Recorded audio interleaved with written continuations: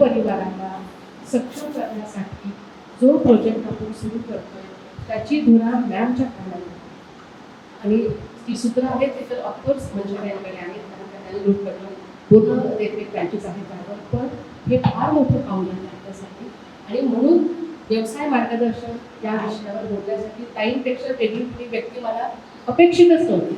मी स्वतः त्यांच्या फॅक्टरीमध्ये म्हणा किंवा वर्कशॉपमध्ये मी जाऊन आलेली 2 तास मी त्यांच्या सगळ्या कला त्यांचा कॅटलॉग त्या काय काय करतात डोळे दिसून जायला होतं. म्हणजे आपण इमॅजिन करू शकत नाही की एका व्यक्तीला इतकं सगळं येऊ शकतं, इतकं अपार व्यक्तिमत्व आहे.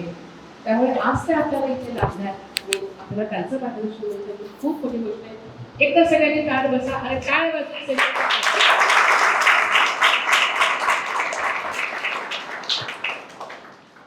Good morning. तुम्हाला व्यवसायाबद्दल काय काय माहिती आहे मी आधी सगळ्यात आधी तुमच्याकडनं जाणून घेईल, मग मी तुम्हाला व्यवस्थित मार्गदर्शन करू शकेल. मागची मोठी मुलं आहेत त्यांच्याकडनं. तुझं नाव काय? व्यवसाय म्हणजे काय? व्यवसाय मी आता सांगते, बसून घे.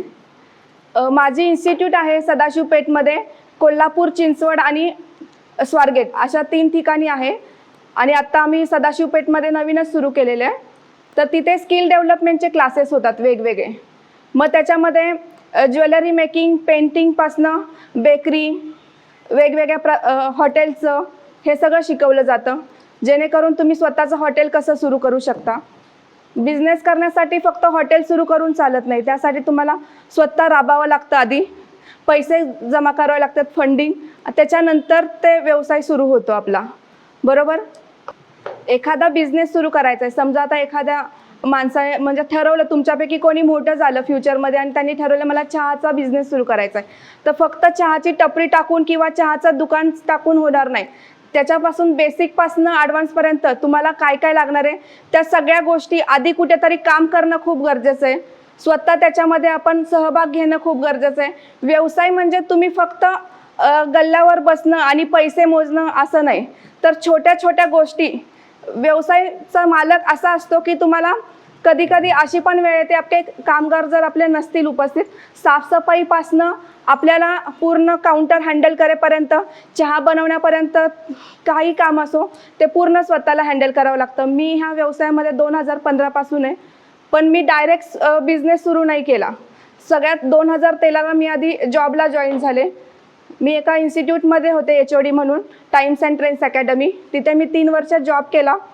सगळं व्यवस्थित, म्हणजे जिथे मी HOD असले तरी पण छोट्या छोट्या गोष्टी मला जाणून घ्यायला खूप आवडायचं, की कुठून सामान येतं इन्स्टिट्यूटमध्ये, कोण कोण तिथे काम करते, कोण कोण कोणत्या कोणत्या पोस्टवरती, त्यांचे रोल काय असतात, ते सगळं छोट्या छोट्या बारकाईने आपण अभ्यास करणं खूप गरजेचं आहे. तेव्हा जाऊन कुठे आपण व्यवसायाकडे पदार्पण करू शकतो. 2017ला मी स्वारगेटला सुरू केले क्लासेस. त्याच्या आधी मी होम ट्युशन द्यायचे, म्हणजे कोणाला मेणबत्त्या शिकायच्या असतील तर घरी जाऊन शिकवायचं त्यांना, मग त्या महिला शिकून स्वतःचा व्यवसाय करायच्या. मला स्किल डेव्हलपमेंट नॉलेज मी 2013 पासून देते, पण स्वतःचं क्लास टाकण्यासाठी पैसे आपल्याकडे असणं खूप गरजेचं आहे. रेंट आलं, स्टाफची सॅलरी झाली, तर ते जमा करत करत मी 2017मध्ये सुरू केले क्लासेस. त्याच्यानंतरही मी जॉब करत होते. सकाळी 11 ते 3 जॉब असायचा माझा. नंतर मग 3 ते संध्याकाळी 7 मी मॅनेज करायचे. नाही म्हटलं तरी सकाळी जॉब करून संध्याकाळी स्टाफला मॅनेज करणं, किंवा उद्या आपल्या क्लासमध्ये काय काय घ्यायचं आहे, कोण कोण स्टुडंट येणार आहेत, काय काय शिकवायचं आहे त्यांना, त्या सगळ्या गोष्टी मॅनेज करून जॉब करून, आणि आत्ता पूर्णपणे 3 वर्षापासून असं झालं की मी फक्त आता व्यवसाय सांभाळते. आणि आता कुठल्याच अडचणी येत नाही की मला आता कुठलं आव्हान आलं आणि मी ते करू शकत नाही. त्यामुळे सगळ्यात आधी तुम्ही कुठलाही व्यवसाय करणार असाल तर त्याच्यातलं बेसिकपासनं, तळापासनं आपल्याला काय काय करणं गरजेचं आहे ते खूप महत्त्वाचं आहे. तुम्हाला व्यवसाय करायचा असेल तर व्यवसायामध्ये लिमिटेशन्स नाही आहेत. हजारो व्यवसाय आपण करू शकतो. बिस्किटपासनं कंपनी, बिस्किट विकण्यापासनं बिस्किटाची कंपनी टाकेपर्यंत, मग त्याच्यामध्ये बेकिंग आलं, कुकिंग, हॉटेल आले वेगवेगळे. सगळ्यात जास्त फायदा हॉटेलमध्ये असतो. हॉटेलमध्ये असला तरी पण त्याच्यामध्ये कामं पण तशीच विभागली जातात. कुकिंग आलं, बाहेरचं सामान घेऊन येणं झालं, कस्टमरला 30 चव कसं टिकवून ठेवणं ते आलं.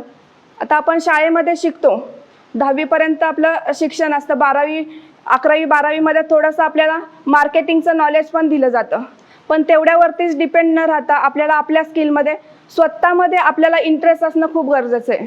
तुम्ही स्वतः इंटरेस्ट निर्माण केलात की आता मला पेंटिंगमध्ये पुढे जायचं आहे, पेंटिंग झालं, ड्रॉइंग झालं, स्केचिंग झाले, आज असे भरपूर आर्टिस्ट आहेत फक्त पेंटिंगचे कामं करतात, फक्त ड्रॉइंग, फक्त स्केच करून देतात.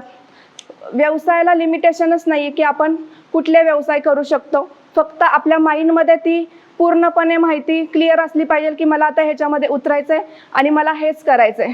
व्यवसाय म्हणजे असं नाही की आजकालच्या मूवीमध्ये बघितलं जातं की आज ह्याने व्यवसाय काढला तो खूप चालला, ते फक्त पिक्चरमध्ये बघण्यापुरतं असतं, पण त्या व्यवसायाच्या मागे काय असतं ते फक्त तो व्यावसायिकच सांगू शकतो. हल्ली आता लोक बिझनेस काढतात तर खूप सारी इन्व्हेस्टमेंट त्यांच्या आईवडिलांकडनं घेतात, शो ऑफ करतात, पण जास्तीत जास्त तो 6 महिने किंवा 1 वर्ष टिकतो. त्याच्यानंतर कामगार पण निघून जातात, काम करायला कोणी नसतं, बिझनेस सांभाळायला कोणी नसतो आणि हा जो ओनर असतो तो शो ऑफ करण्यामध्येच पुढे गेलेला असतो, त्यामुळे तिथेच तो स्टॉप होऊन लॉसमध्ये जातो. पण जर तुम्ही तोच व्यवसाय स्वतःचा सुरू केला शून्यापासनं, तर हळूहळू तुम्हाला अनुभव येत राहतात की हा आता मी हे केलंय तर पुढे मला असं होणार आहे. तिथून तुम्ही हळूहळू वाटचाल तुमची सुरू केली तर ते तुम्हाला फायदेशीर ठरतं. नाहीतर असं आपण एकदम भांडवल टाकलं आणि लगेच आपला व्यवसाय सुरू होतो असं नाही. कमीत कमी 3 ते 4 वर्ष स्वतःला व्यवसायातली काडी ना काडी आपल्याला माहिती असणं खूप गरजेचं आहे त्याची. आता आपला बेकरीचा प्रोडक्ट सुरू होणार आहे सासवडमध्ये, तर त्याच्यासाठी आधी 3 ते 4 महिने मुली फक्त शिकणार आहेत. कुठला पण व्यवसाय करण्यासाठी त्यातल्या छोट्या छोट्या गोष्टी शिकून घेणं खूप गरजेचं आहे. असं नाही की आपण व्यवसाय टाकला आणि मग नंतर आपण आपल्या कामगारांकडनं शिकलो किंवा स्टाफकडनं शिकलो, तसं होत नाही. त्याच्या आधी पूर्वतयारी खूप गरजेची आहे. मग आपण काय करणार आहे त्याच्यावरती डिपेंड आहे. कुठलाही व्यवसाय आपण करू शकतो, पण त्याच्यासाठी फक्त पैसेच गरजेचे नाही आहेत, आपण त्याच्यासाठी कॅपेबल आहे का, आपण हे करू शकतो का, हे सगळं पण तेवढंच महत्त्वाचं आहे. आपण पुढे जाऊ का, एवढा सगळा अभ्यास करून मग आपण तो व्यवसाय निवडणं खूप गरजेचं आहे. तुम्ही एज्युकेशनमध्ये पुढे गेलात, नोकरी लागली, नोकरीचा भाग पूर्ण वेगळा आहे, व्यवसायाचा पूर्ण वेगळा आहे. आता कोविड नंतर इतकी बेकार परिस्थिती आलेली आहे की 50-50 हजार रुपयाचे जॉब करणारे लोक पण 15,000 20,000वरती परत मागे येऊन ते जॉब कंटिन्यू करतात ते. त्यामुळे आता सगळे लोक स्टार्टअप सुरू करतात की हां नोकरी तर माझी आहेच, पण आपल्याला साईड बाय साईड इन्कम गरजेचं खूप आहे की काहीतरी करून मी थोडेसे पैसे एक्स्ट्रा निवडले पाहिजे जेणेकरून हातभार लागेल. सगळ्यात महत्त्वाचा घटक हाच आहे की पैसे. माणसाला जगण्यासाठी 3च गोष्टी लागतात. एक आहे हेल्थ, आपली स्वतःची हेल्थ, की आपलं खाणं, आपलं रोजचं आपण व्यायाम करतोय का, आपलं ते हेल्थ महत्त्वाची आहे. नंतर आहे वेल्थ. वेल्थ म्हणजे पैसे. Health, wealth. वेल्थ म्हणजे आपल्याला लागणाऱ्या गोष्टी, अन्न वस्त्र निवारा, वेल्थपासनं मिळतो. नंतर आहे रिलेशनशिप. रिलेशनशिप म्हणजे आपले आई वडील, आपले बहीण भाऊ, आपले मित्रमैत्रिणी. हेल्थ, वेल्थ, रिलेशनशिप ह्या तिघांव्यतिरिक्त आपल्या आयुष्यामध्ये काहीच नाही आहे वेगळं. तुम्ही अभ्यास करू शकता ह्याच्यावरती. आता आपल्याला हेल्थ तर आपली आहेच, देवाने आपल्याला पूर्ण शरीर दिलेलं आहे, त्यामुळे व्यवस्थित रोजची रोज लवकर उठणे, अभ्यास करणे. अभ्यास कशासाठी करायचा, आपला फ्युचर ब्राईट बनवण्यासाठी. 10वीपर्यंत 12वीपर्यंत ग्रॅज्युएट आता कंपल्सरी आपल्याला, पण बेसिक शिक्षण आपल्याकडे असेल तर आपण काही करू शकतो. नंतर हेल्थ झालं. वेल्थ, जेव्हा आपण पैसे कमवायला सुरुवात करतो त्यावेळेस आपण काही पैसे परिवारासाठी ठेवतो, काही पैसे स्वतःसाठी ठेवतो, काही सेविंग करतो, काही पैशांमध्ये आपण एन्जॉयमेंट करतो. जसं की आपण कुठे फिरायला गेलो, जसं की आपण सेविंग अकाउंट काढलं त्याच्यामध्ये थोडंसं FD वगैरे करायला सुरुवात करतो. ते थोडे थोडे साठून नंतर आपल्याला हे होतात. रिलेशनशिप म्हणजे आता तुम्ही एका आश्रममध्ये राहताय, माई परिवार आहे आपला, सगळे तुमचे भाऊच आहेत, परत इथले स्टाफ आहेत जे तुम्हाला आई वडिलांप्रमाणे तुमची सगळी जबाबदारी त्यांच्यावरती आहे. त्यामुळे 3च गोष्टींवरती आपण फोकस करणं खूप गरजेचं आहे. नंतर आपण पुढे काही करू शकतो. बिझनेसच्या बाबतीत म्हणाल तर आपली जबाबदारी ही असते की जेव्हा आपण एखादा बिझनेस सुरू करतो तर त्याच्यामध्ये भांडी घासण्यापर्यंत सगळ्यात छोट्या छोट्या गोष्टींचा हिशोब ठेवणं पण खूप गरजेचं आहे. नाहीतर काय होतं, आपण बिझनेसकडे लक्ष देतो, आपल्याकडे कामगार आलाय त्याच्याकडे आपण पूर्णपणे त्याच्यावरती डिपेंड राहतो. हा ते करतील, हे करतील, हे असं होईल, ते तसं होईल. मग नंतर काही वेळाने कालांतराने कामगार सुट्टीवर जातो, पूर्ण आपल्यावरती पडून जातं काम ते. मग कुठेतरी हिशोब चुकतो, कुठेतरी त्या प्रोडक्टची क्वालिटी खराब होते आणि मग नंतर हळूहळू लोकांचे रिव्ह्यूज जे येतात आपल्याला ते खाली खाली पडत मग ती जी तुमची कुठली कंपनी असते कुठेतरी डगमगायला लागते. त्यामुळे हेल्थ, वेल्थ आणि रिलेशनशिपवर तुम्ही जर व्यवस्थित बॅलन्स केलात तर बरोबर तो ट्रॅक आपला व्यवस्थित चालतो. बिझनेस करण्यासाठी सगळ्यात आधी भांडवल लागतं. भांडवल एकतर तुम्ही लोन, मुद्रा लोन अवेलेबल आहे, सबसिडी मिळतात प्रत्येक बिझनेसमध्ये सुरू करण्यासाठी 35% सबसिडी. खरंच तुम्हाला बिझनेस करायचं आहे तर तुम्ही बँकेत गेलात, मला लोन पाहिजे असं होत नाही कधीच. तुम्हाला कुठल्याच व्यक्तीला कधीच बँकेत गेल्या गेल्या लोन मिळत नाही. त्यासाठी तुम्हाला आधी 3 वर्ष काम करणं खूप गरजेचं आहे. तुम्हाला एखादा हॉटेल टाकायचं आहे किंवा एखादा तुम्हाला खुर्च्यांचा बिझनेस, टेबलचा बिझनेस टाकायचा आहे तर त्या बिझनेसमध्ये 3 वर्ष तरी कमीत कमी तुम्ही सुरुवात करून मग नंतर ते तुम्हाला बघणार की खरंच याचा बिझनेस चालतोय का, मग ते पाठिंबा द्यायला तुम्हाला लोन देणार. बिझनेस लोन तुम्हाला असंच मिळत नाही की आता मी शिकलोय, मी आता शिकणार 12वी शिकणार किंवा मी ग्रॅज्युएट होणार आणि मी लोन घेणार. गव्हर्नमेंटवरती डिपेंड राहून आपण बिझनेस करणारे म्हणून राहतो आणि मग लोन घ्यायला गेल्यावरती बँक म्हणते की तुमचं IT रिटर्न दाखवा, कमीत कमी 3 वर्षाचे IT रिटर्न दाखवा, कमीत कमी तुमची बॅलन्स शीट दाखवा, तुम्ही काय करत होता ह्याच्या आधी, ते सगळं दाखवूनच तुम्ही त्या लोनसाठी कॅपेबल आहे का तेव्हा जाऊन लोन मिळतं तुम्हाला. बिझनेस करणं एवढं सोपं नाही आहे जेवढं आपण बघतो. की आता हल्ली असं झालंय मार्केटमध्ये की एखाद्याचं हॉटेल खूप चाललं, एखाद्याचं चप्पलचं दुकान खूप चाललं म्हणून लगेच त्याच्या शेजारी दुसरं दुकान टाकतात. त्यामुळे आपला बॅकअप जो आहे तो बेसिक नॉलेज स्ट्रॉंग करणं खूप गरजेचं आहे. फक्त एखादी विंडो आपल्याला दिसली, एखाद्या मूवीमध्ये आपल्याला 5 मिनिटाचा सीन दिसतो की हा खूप बिझनेस भारी चाललाय, ह्याचा खूप फ्लो आहे, खूप कस्टमर येतात आहे, तेवढं बघून आपल्याला चालत नाही. तो फ्लो, ते कस्टमर कंटिन्यू त्याच्याकडे कसे येतात ते, हा त्याच्या मागे काय काय काम करतोय, काय काय एफर्ट्स घेतोय ह्याच्यासाठी ते माहिती असणं पण तेवढंच गरजेचं आहे. की आपला बिझनेस कसा चालू. बिझनेस असं नाही होत की हा मी आता चालू केला, 2-3 महिने चालवलं, सगळं मला करायचं होता, मी केला, झालं आता बास. मग नंतर काय, एकतर तुम्ही जॉबचं सोडून पूर्णपणे बिझनेसकडे हे झालेलं असतं. मग लोक डिप्रेशनमध्ये जायला सुरू होतात. खूप सारे लोक डिप्रेशनमध्ये जाऊन पूर्ण बिझनेस बंद करून आता ते काहीच करत नाही. कुठल्या तरी, समजा एखाद्याचं हॉटेल असेल तर तो कुठल्या तरी हॉटेलमध्ये जाऊन त्याचं हॉटेल सांभाळत असतो. पण तसं वेळ न येता आपल्याला बेसिकपासनं कसं आपण नॉलेज घेतलं पाहिजे प्रत्येक गोष्टीकडनं ते आपण विचार करून स्टेप बाय स्टेप पुढे जाणे खूप गरजेचं आहे.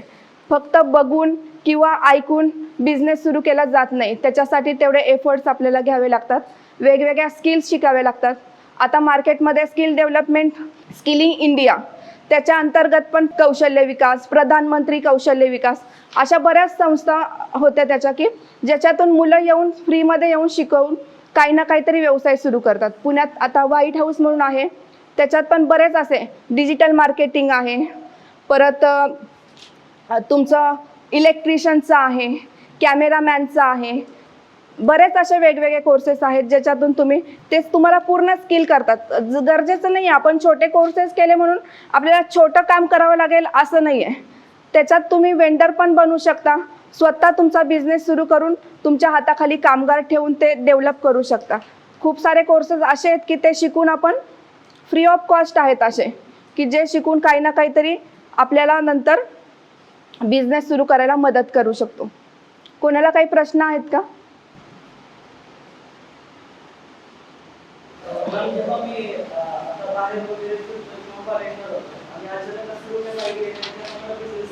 हां, त्यामध्ये जे तोटे आहेत किंवा एक टीम असते किती सुरुवातीला किती इन्व्हेस्ट केले पाहिजे, कुठेतरी डोक्यात टीम असते की आहे एवढे पैसे आहेत माझ्याकडे, त्याला गुंतवणूक आणि मग इतकं प्रॉफिट म्हणजे आपण स्वप्न वगैरे. बरोबर. तर त्यामध्ये तोटे काय होऊ शकतात आणि बिझनेस करते वेळेस आपल्या रेडी असावं नाही. हो हो, बिझनेस करते वेळेस आपल्याकडे आपण पूर्ण भांडवल टाकूनच बिझनेस केला पाहिजे असं नाही आहे. आधी तुम्ही स्टार्टअप करा. एका टेबलापासनं समजा फॉर एक्झाम्पल मी हॉटेलचं जास्त शिकवते त्यामुळे मी हॉटेलचं एक्झाम्पल देते, नंतर बरेच आहेत त्याचे पण एक्झाम्पल मी देते की एक हॉटेल टाकलं, गरजेचं नाही आहे की तुमच्या हॉटेलमध्ये 10 टेबल असणंच गरजेचं आहे आणि तुम्ही पूर्ण मोठा सेटअप टाकूनच ते हॉटेल सुरू केलं पाहिजे. आधी तुम्ही बघा की कस्टमर कसे येतात, तुम्ही ती कस्टमरला ती टेस्ट मेंटेन करून देताय का, तुमच्याकडे ते हॉटेलमध्ये स्वच्छता राहतीये का, तुम्ही तेवढ्या कामासाठी कॅपेबल आहे का. हळूहळू सगळं तुमचं अकाउंटिंग म्हणा, कस्टमरचा फ्लो म्हणा, सगळा मेंटेन होतोय का. काही वेळेस कसं होतं की आता मिडल क्लास फॅमिलीचं कसं होतं की हॉटेल स्वप्न मोठी असतात पण ते स्वप्न पूर्ण करण्यासाठी तेवढे पैसे नसतात. त्यामुळे हळूहळू तुम्ही स्टेप उचला.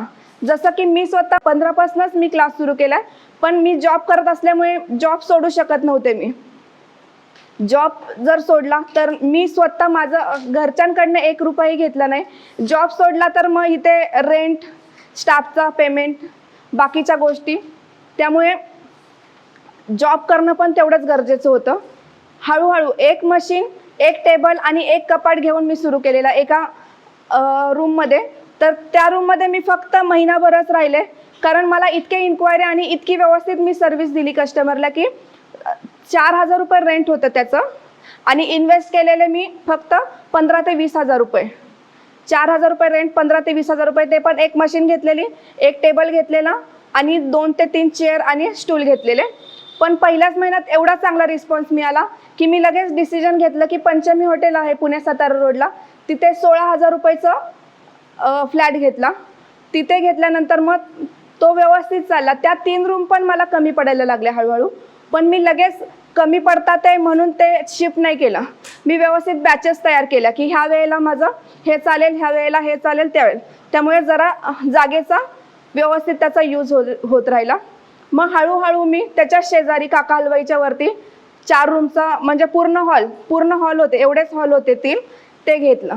लगेच आपण उड्या नाही मारू शकत की हां मला आता हे झालं की माझ्याकडे खूप पैसे आले म्हणून मी लगेच आपण मोठं.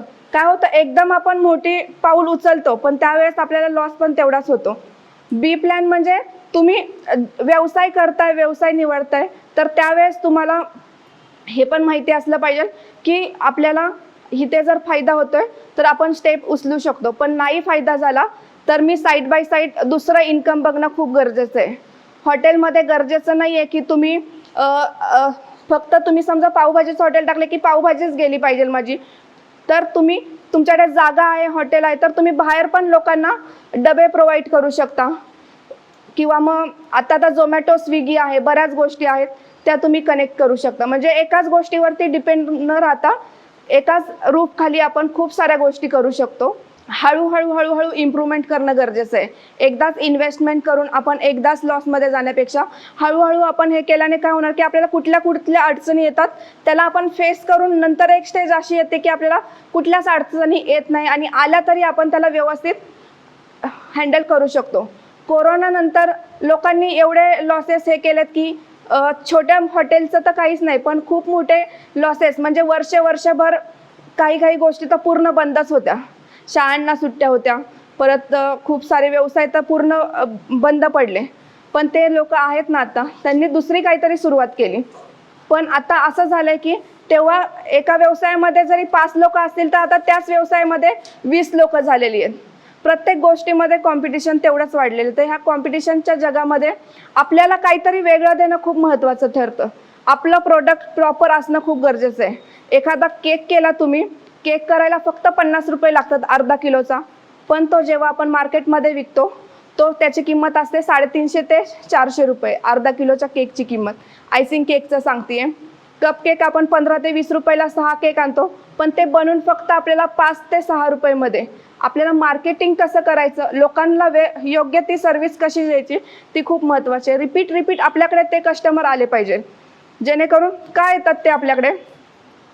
तुम्ही एकदम स्वच्छ प्रोडक्ट दिलेलं असतं, मार्केटिंग व्यवस्थित केलेलं असतं, तुम्ही त्यांच्याशी कम्युनिकेशन तेवढंच व्यवस्थित केलेलं असतं, त्यामुळे ते लोक आपल्याकडे व्यवस्थित येतात. म्हणून हळूहळू आपली प्रगती होत राहते. असं बोलून चालणार नाही की आता मी ठीक आहे आता माझं ब्रँड झालं आहे.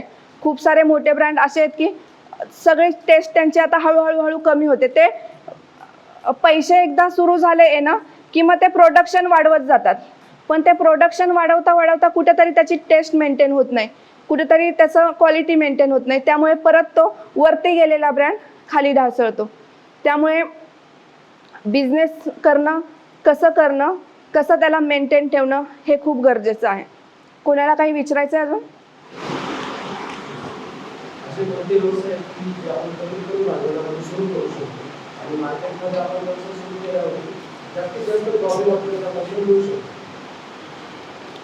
सगळ्यात जास्त पैसे मिळवून देणारा आणि कमी एफर्ट्स लागणारे व्यवसाय म्हणजे सर्व्हिसेस.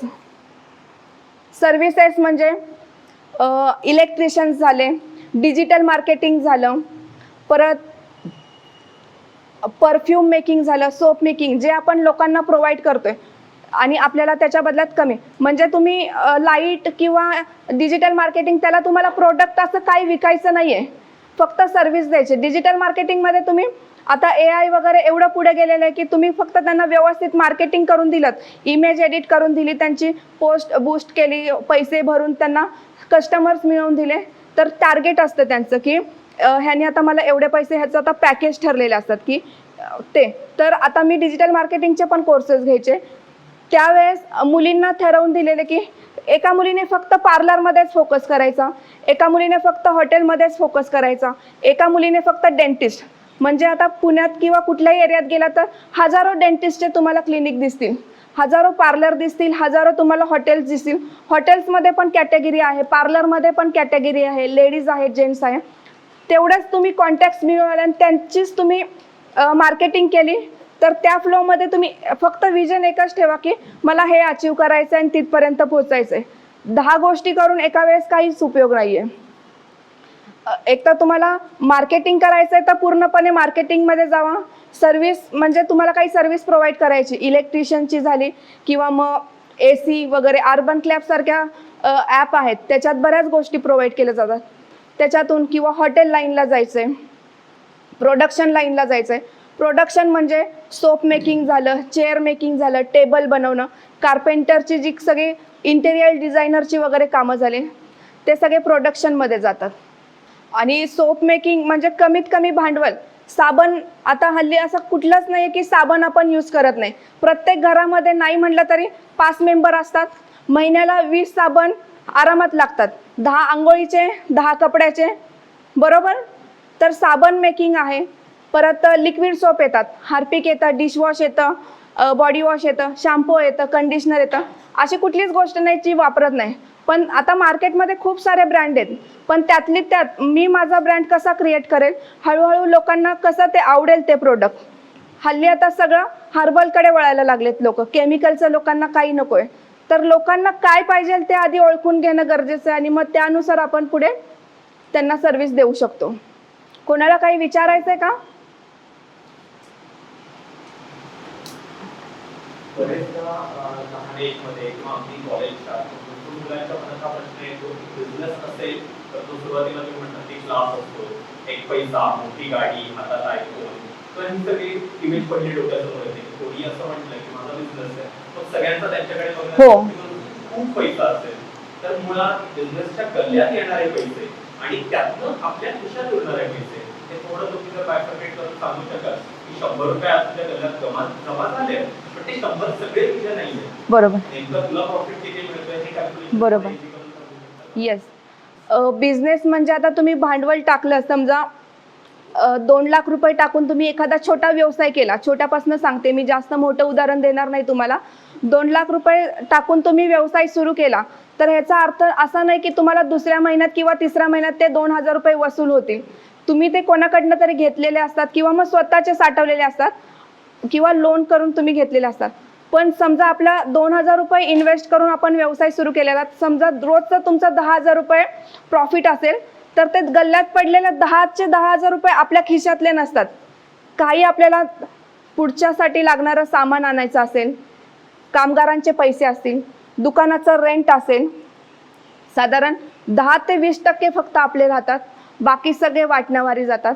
कधी कधी असाही दिवस येतो की आपलं प्रॉफिट काहीच निघत नाही, सगळ्या गोष्टी आपल्याला वाटण्यावरच जातात.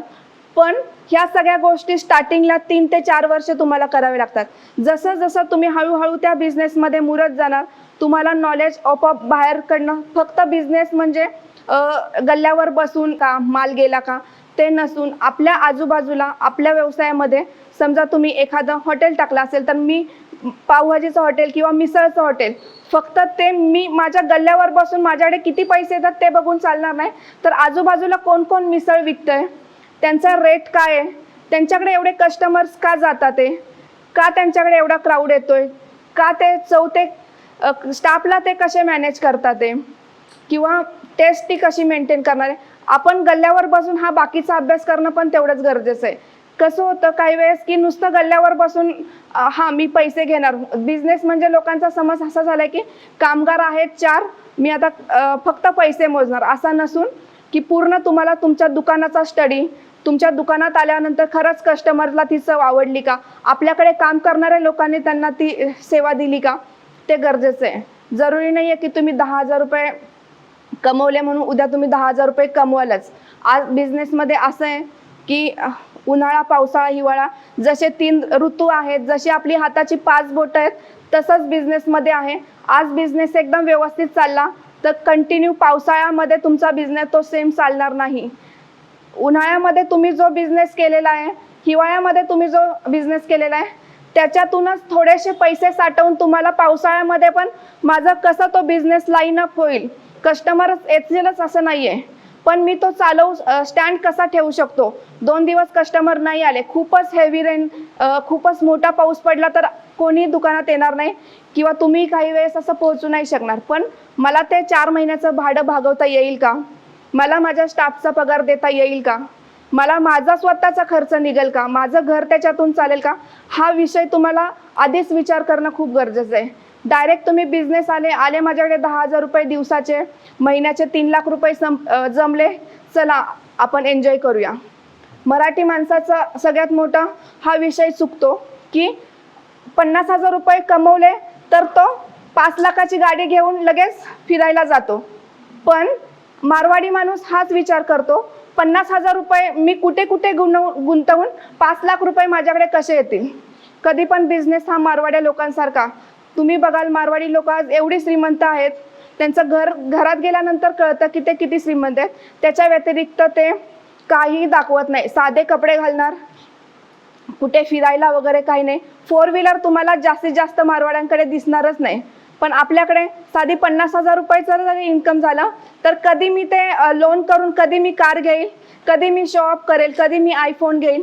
घरात काही खायला नसतं तरी पण त्यांना असं वाटत असतं की मी खूप खुश आहे असं दाखवणं लोकांना खूप गरजेचं ठरलेलं आहे हल्ली. म्हणजे स्टेटस म्हणजे हे की आता काय केलंय मी लगेच अपडेट टाकायचे, मी इकडे फिरायला गेलो, मी लोणावळ्याला गेलो, मी महाबळेश्वरला गेलो. भलेही तुझ्याकडे खायला पैसे नसतील किंवा मग तुझा तो बिझनेस रन करायला पैसे नसतील, पण तुला तिकडे जाणं गरजेचं आहे. हे शो ऑफ खूप झालेले आहे. त्यामुळे एन्जॉय करणं पण तेवढंच गरजेचं आहे आयुष्यामध्ये. मी म्हणत नाही आहे तुम्ही एन्जॉय नका करू, पण त्या एन्जॉयमेंटसाठी तेवढं तुम्ही कॅपेबल व्हा. फिरायला सगळेच जातात. आज 5,000 रुपये करणारा माणूस पण 5,000 रुपये कमवणारा माणूस पण संसार करतो आणि 5 लाख रुपये कमवणारा माणूस पण संसार करतो. पण तो 5 लाख रुपये कमवणारा माणूस तेवढी मेहनत करून तिथपर्यंत आलेला असतो. 5,000 रुपये कमवणाऱ्याच्या गरजा किंवा मग त्याला लागणाऱ्या गोष्टी त्या तेवढ्यातच बसवतो की आता मला 5,000 रुपये पगार आहे, पगार आला की हे इकडे जाणार, हे तिकडं, मग झाले उरलेले दिवस तो कुडतच जगणार. पण 5 लाख रुपयेवाला माणूस सगळं व्यवस्थित मॅनेज करतो आणि पैशाला पैसा जुळवून कसा पैसा आपला वाढेल असाच नेहमी विचार करत असतो. श्रीमंत आणि गरीब ह्याच्यामधलं एवढंच आहे की गरीब लोक समाजाचा जास्त विचार करतात की आता माझ्याकडे पैसे आहेत तर लोकांना असं वाटेल की अरे हा पैसा असून पण असा का वागतो, एवढं हे का करतो, कंजूसगिरी का करतो. त्यामुळे तो काय करतो, दाखवायला सुरुवात करतो. आता आमच्याकडे पैसे आलेत लगेच टीव्ही आला, आमच्याकडे पैसे आले लगेच फ्रीज आला. पैसे नसतील तरी पण तो माणूस लोनवर घेऊन घरात वस्तू आणतो. पण श्रीमंत लोकांचं तसं नसतं. त्यांच्या घरात सगळ्या गोष्टी असतात पण एक्स्ट्रा पैसे आलेले असतात ते कुठेतरी सेविंग करतात. एकतर ते म्युच्युअल फंडमध्ये, शेअर मार्केटिंगमध्ये किंवा प्रॉपर्टीमध्ये इन्व्हेस्ट करत असतात. पण गरीब लोकांचं तसं नाही, ते फक्त शो ऑफमध्येच आपले पैसे इन्व्हेस्ट करतात. त्यामुळे आपल्याला गरीब व्हायचं आहे की पैशाला पैसा लावून आपण श्रीमंत व्हायचं आहे, हे खूप गरजेचं आहे. आपल्याकडे 3 क्लास आहेत, लोअर क्लास, मिडल क्लास आणि अप्पर क्लास. तर लोअर क्लासमध्ये तुम्ही बघाल त्यांच्याकडे घरात खायला नसतं, काही नसतं, पण त्यांच्याकडे गाडी असते, फिरतात मस्तपैकी. आणि अप्पर क्लास आणि लोअर क्लास लोकांना, अप्पर क्लासच्या लोकांना काही पडलेलं नसतं, ते त्यांची लाईफ एकदम ऐशारामामध्ये जगत असतात. पण प्रश्न पडतो इथे मिडल क्लासचा. त्यामुळे आपल्याला आपलं आयुष्य कसं जगायचं, आपला बिझनेस जर तुम्ही करायचं ठरवलं, बिझनेस असो किंवा नोकरी, आपली प्रगती कशी होत राहील, आपली इन्क्रीमेंट कशी होत राहील ते ठरवणं खूप गरजेचं आहे.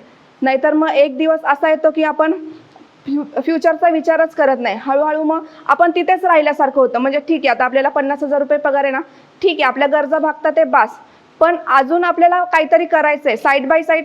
मी म्हणणार नाही आहे की तुम्ही तुमच्या नोकऱ्या सोडून, किंवा तुम्हाला जर नोकरी लागली 50,000 रुपयाची नोकरी आहे, पण साईड बाय साईड 8 तासाची नोकरी असते, 2-3 लोक घरातलीच लावून तुम्ही साईड बाय साईड व्यवसाय करू शकता.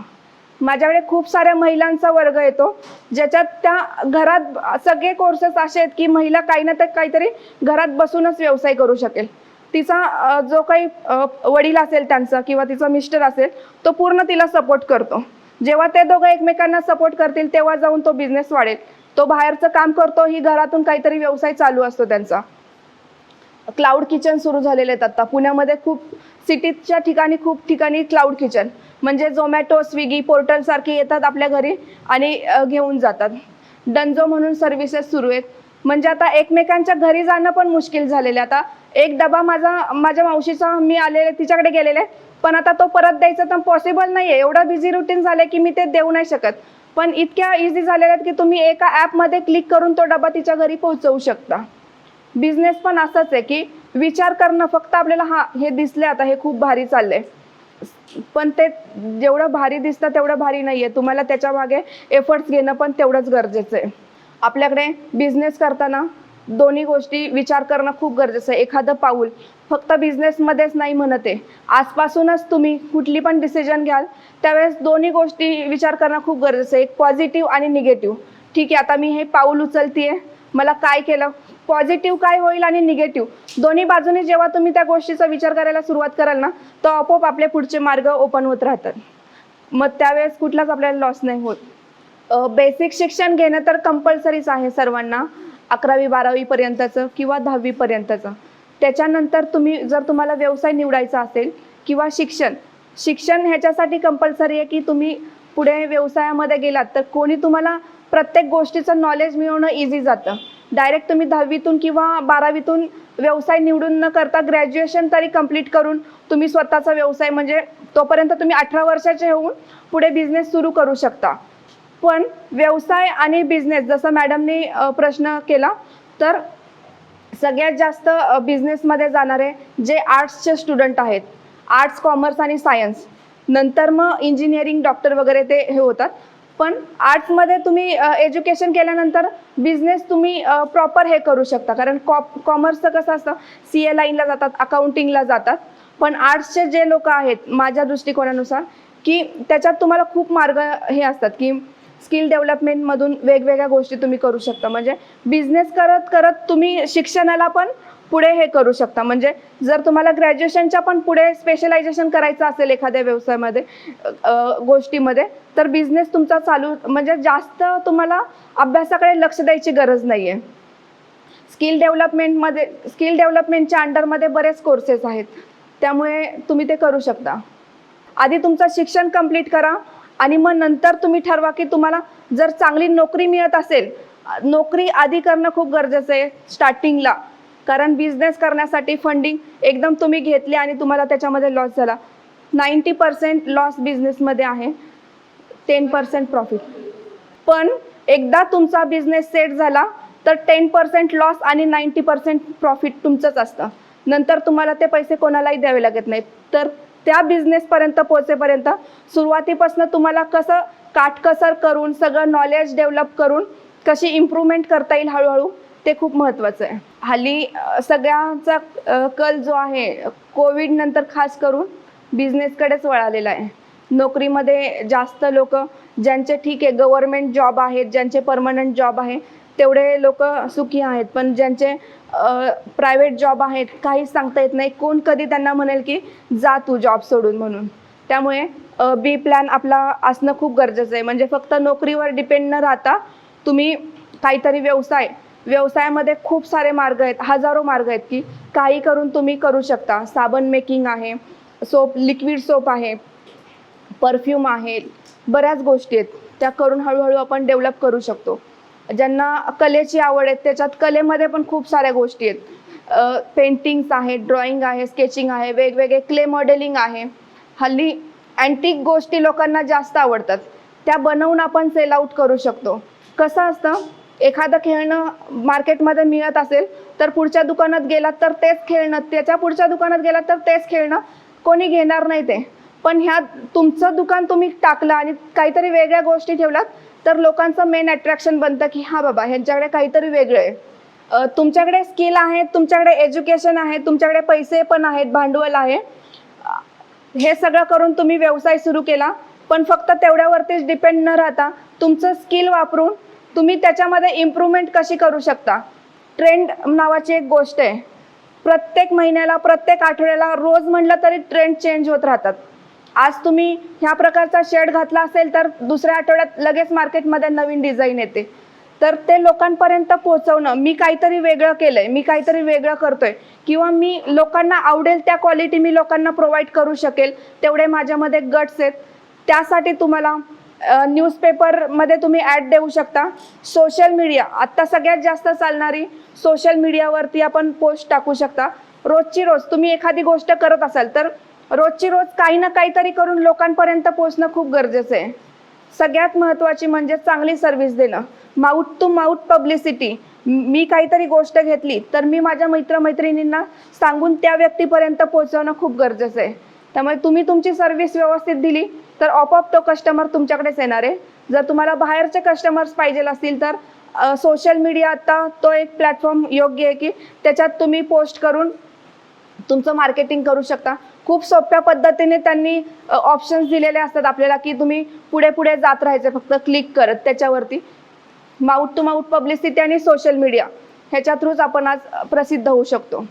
नाहीतर प्रत्येक चौकामध्ये आपल्याला ज्या गोष्टी आहेत त्या आहेतच, पण वेगळं पाहिजे असेल तर आपल्याला स्वतःला प्रयत्न करणं तेवढंच गरजेचं आहे. कधी पण आपण एखादा बिझनेस निवडला तर 10 वेळा त्याच्याबद्दल विचार करून आज ह्या स्टेपला आपण आहोत तर उद्या कुठल्या स्टेपला पाहिजे मी, ते गणित आखणं खूप गरजेचं आहे. आपला गोल सेट करणं खूप महत्त्वाचं आहे. त्यावेळेस जाऊन आपण कुठं तिथपर्यंत पोहोचू शकतो. असं नाही की आज मी बिझनेस माझ्या मित्रांनी आज ओपन केलाय म्हणून मी पण आज बिझनेस ओपन करणार आहे, चाललंय म्हणून चालवतोय, पैसे आहेत म्हणून भांडवल गुंतवायची आहे आणि सुरू करायचे, असं नाही. तुम्हाला काहीतरी बनायचंय. एक एज असतं आपलं 18 वर्षापर्यंत, 22 वर्षापर्यंत, 25, 30 आणि 35. एज्युकेशन, करिअर आणि फॅमिली. त्यानुसार करिअरच्या वेळेस तुम्ही करिअरच सिलेक्ट केलं पाहिजे, एज्युकेशनच्या वेळेस एज्युकेशन. नाहीतर काही वेळेस असं होतं की वेळ निघून गेलेली असते आणि आपण कुठेतरी सुरुवात करतो आणि मग लोकांचा पण आपल्याला रिस्पॉन्स मिळणं मुश्किल होऊन जातं. त्यामुळे हळूहळू तुम्ही स्टार्टअप करणं गरजेचं आहे. जेवढं तुम्ही हळूहळू कराल तेवढं तुम्हाला तुमचं नॉलेज वाढत जाईल. हळूहळू म्हणजे मला असं म्हणायचं आहे की एकदा तुम्ही बिझनेस सुरू केला की आजूबाजूचा स्टडी करत करत तुम्हाला जे हवंय ते अचीव करू शकता. बिझनेस सुरू करण्यासाठी मिनिमम अमाऊंटमध्ये तुम्ही जरी भांडवल केलं तरी हळूहळू तुम्ही 6 महिने तरी त्याच्यात कंटिन्यू काम करणं खूप गरजेचं आहे. समजा तुम्ही एखादा खुर्च्यांचा बिझनेस केला तर त्याचं प्रोडक्शन, त्याचं लाकूड कुठून मिळवायचं, त्याला काय काय गोष्टी लागणार आहेत, तर त्या कशा लोकांपर्यंत पोहोचतील, कसं माझं मार्केटिंग व्यवस्थित चालेल. असं नाही होऊन चालणार की मी एकदमच माल भरलाय 2-3 लाख रुपयाचा आणि माझ्या खुर्च्याच नाही गेल्या, माझं टेबलच नाही गेलं किंवा माझे पडदेच नाही गेले. तर हळूहळू लोकांची रिक्वायरमेंट काय आहे ती जाणून, कुठल्या पण बिझनेसमध्ये लोकांची रिक्वायरमेंट कशी आहे, काय आहे, कशी क्वालिटी हवी आहे ते खूप माहिती असणं गरजेचं आहे. फक्त भांडवल न टाकता तुमचं बेसिक नॉलेज 6 महिन्यामध्ये तुम्ही पूर्ण मार्केट फिरून झालेलं असतं की हा बाबा आज मला ह्या वेंडरकडनं 10 रुपयांनी मिळालं ना तर त्याच्याकडनं मला 7 रुपयांनीच मिळेल. परत हळूहळू 6 महिन्याने असं होतं की त्याच्यापेक्षा पण चीप पण चांगल्या क्वालिटीचे आपल्याला मटेरियल मिळतं, चीप पैशामध्ये चांगली क्वालिटी. हळूहळू डेव्हलप जातो, कारण कोणी तुम्हाला सांगायला येणार नाही आहे की हा तू तिथे जा तुला हे इथे मिळेल. जरी तुम्ही तुमच्या मित्राचा जरी व्यवसाय बघून ओपन केला, त्या चौकामध्ये त्याने केला असेल, तुम्ही इकडे केला, तोही तुम्हाला कधीच सांगणार नाही की मी इथून आणलंय मी तिथून आणलंय. तुमचं नॉलेज तुम्हालाच वाढवावं लागणार आहे. तुम्हालाच मार्केटमध्ये मार्केट सर्वे म्हणतात ह्याला, मार्केट सर्वे करणं खूप गरजेचं आहे. पार्टनरशिपचा विषय झाला तर खूपच तुमचा घरातला भाऊ असला तरी पण एक लिमिट नंतर असं होतं की काही वेळेस आपण बिझनेस तर सुरू करतो पण पुढे तर जायचं आहे आपल्याला. काही वेळेस पार्टनरशिपमध्ये असं होतं की एकच माणूस काम करत असतो आणि तो दुसऱ्यावरती पण डिपेंड असतो. काही वेळेस आपला मित्र असतो किंवा भाऊ असतो, बहीण असते, आपण सांगू नाही शकत आपण पार्टनरशिपमध्ये कोणाला सिलेक्ट करतोय. ट्रस्ट असणं गरजेचं आहे. जर आपल्या घरातलंच आपण कोणाला तरी निवडलं तर त्यावेळेस बेटर होईल. नाहीतर मग पार्टनरशिप न करता तुम्ही तुमचं स्वतः तुम्हाला जसं इम्प्रूव्हमेंट होईल तसं तसं करत गेलात तर बरं होईल. नाहीतर काय होतं, कधी 2 माणसं एकत्र येऊन काम करायला गेले पुढे तर मग पुढे जाऊन प्रॉब्लेम येतात. एक माणूस पूर्ण विजन ठेवून काम करत असतो, दुसरा कुठे ना कुठेतरी त्याच्या मनात असतं की आता बास किती काम करायचं, किती करत तर तो काहीच नसतो, फक्त दाखवत असतो.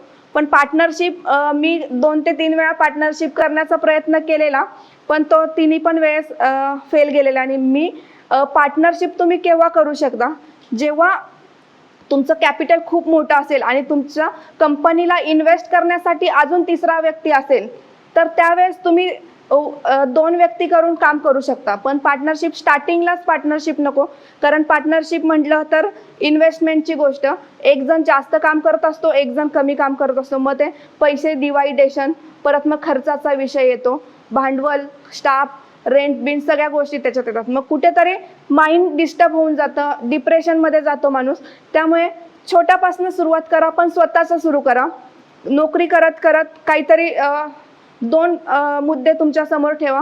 एक तर मला कुठून तरी इन्कम सोर्स माझा कंटिन्यू आला पाहिजे आणि माझा बिझनेस पण हळूहळू ग्रो झाला पाहिजे. बिझनेस ग्रो होणं एवढं सोपं नाही आहे, हळूहळूच तो होणं गरजेचं आहे. एकदमच तुम्ही भांडवल टाकून त्याच्यामध्ये हे नाही होऊ शकत.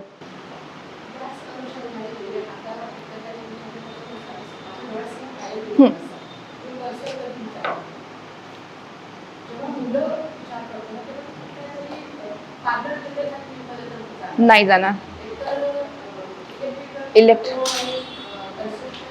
बरोबर.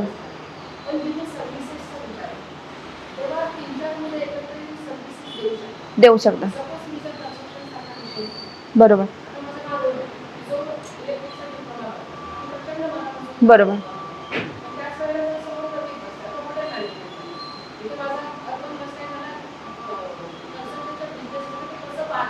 बरोबर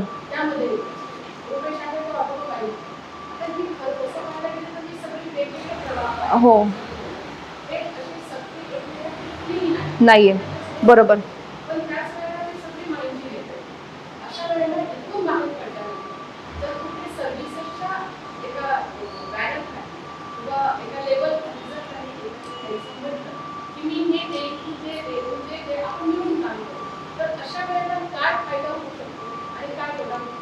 हो बरोबर हो हो हो हो बरोबर बरोबर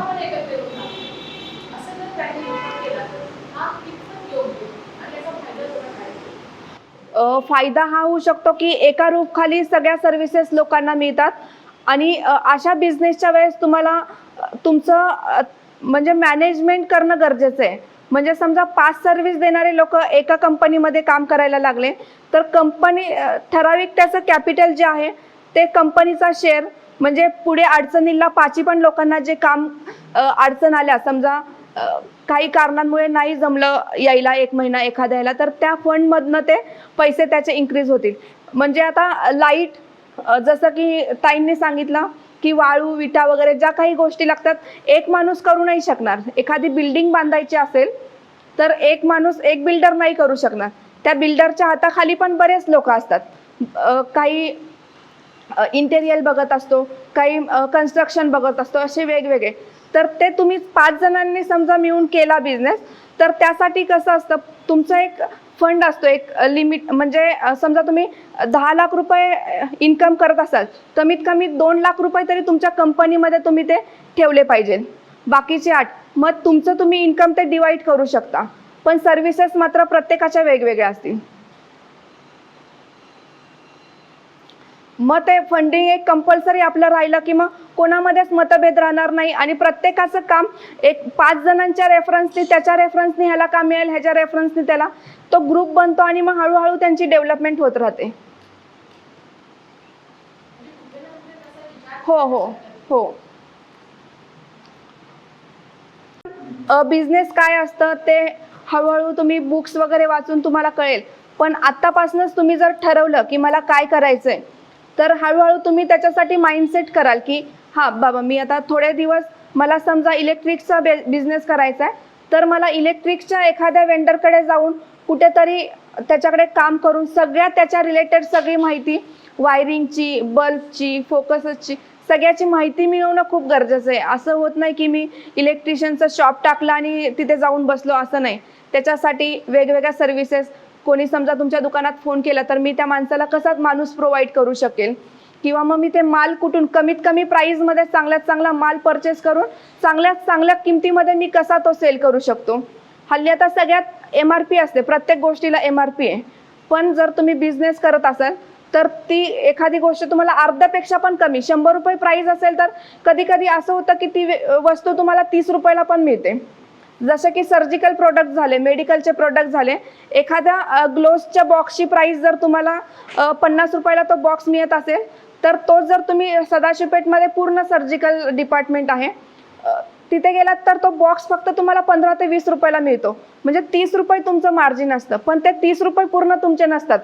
तुमचं गाडीचं पेट्रोल असतं, तुमचा स्टाफ असतो, तुमचं रेंट असतं दुकानाचं, शिवाय बाकी पण गोष्टी असतात. त्या 30 रुपयामधनं हे होतात.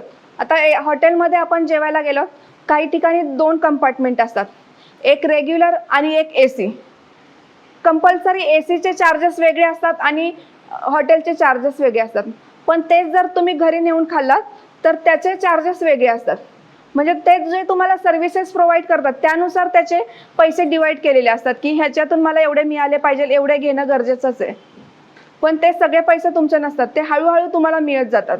समजा शाळेमध्ये तुम्ही जरी शिकलात, 50 मुलं असाल तर सगळेच बिझनेसमॅन होत नाही असं नाही.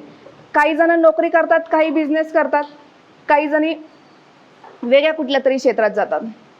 पण तुम्हाला काय करायचंय हळूहळू विचार करूनच तुम्ही ते हे करू शकता, अचीव करू शकता. नोकरीचं खूप सोपं आहे की 8 तास भरले म्हणून मी गेले सकाळी 10 ते 6, माझं टायमिंग संपलं, घरी जाऊन आराम करा, उरलेल्या वेळेत हवे ते करा. पण बिझनेसचं तसं नाही आहे. 24 तास तुमच्या डोक्यामध्ये फक्त तुमचा व्यवसायच असतो. मी आज जरी इथे असले तरी पण तिकडे कोण कोण आला असेल किंवा काय करत असतील, थोडासा ना थोडा कुठे ना कुठे तरी विचार आपल्या डोक्यामध्ये असतो. सेम तसाच बिझनेसचा तुम्हाला विचार करणं गरजेचं आहे की मी आज एवढे कमवले तर मी पुढच्या 6 महिन्यामध्ये माझं कॅपिटल कसं वाढवू कसं मी बिझनेसमध्ये इम्प्रूव्हमेंट करू शकते. खूप सारे बिझनेसेस असे आहेत की 5,000 रुपये गुंतवून पण तुम्ही बिझनेस सुरू करू शकता. पण कंटिन्यू ठेवणं खूप गरजेचं आहे. असं नाही की 5,000 इन्व्हेस्ट केले, माझे निघाले 5,000, आता मी थोडा आराम करतो, तसं नाही.